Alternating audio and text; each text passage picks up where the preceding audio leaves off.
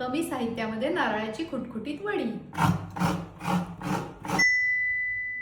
असे शीग लावून 3 वाट्या खोबरं खोवून किंवा खरवडून घेतलं आहे। ह्याच वाटीनी 2.5 वाट्या सपाट आपण साखर घेणार आहोत, खोबऱ्यापेक्षा थोडंच कमी। 1 लिटर दुधाची साय आणि थोडंसं दूध यांनी वडीला सुंदर चव येते। दूध आणि साय ढवळून घेऊन मिश्रणात ऍड करू। असंच ढवळून 10 मिनिटं ठेवायचं आहे, म्हणजे साखर विरघळायला सुरुवात होते। ज्या ताटामध्ये वड्या थापायच्या त्या ताटाला आपण तूप लावून घेणार आहे, म्हणजे वड्या चिकटणार नाही। वा, हवं तो तसं मिश्रण तयार झालं। साखर विरघळायला लागली आहे, गॅसवर ठेवूया। मिश्रण घट्ट होईपर्यंत ढवळत राहायचंय। मिश्रण घट्ट झालंय, पण अजून वडी पडण्या इतकं झालेलं नाही।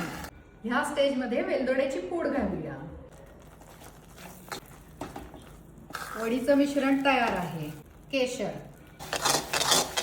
गॅस बंद केलाय, मिश्रण ढवळून ताटात ओतू। गोळा झालाय की नाही हे बघा। गरम असल्यामुळे फूड ग्रेडच्या प्लास्टिकच्या पिशवीने मिश्रण पसरवणार आहोत।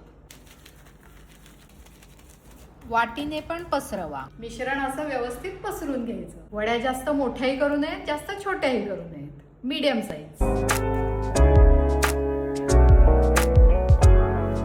अप्रतिम वड्या तयार। नारळी पौर्णिमेच्या शुभेच्छा। एन्जॉय।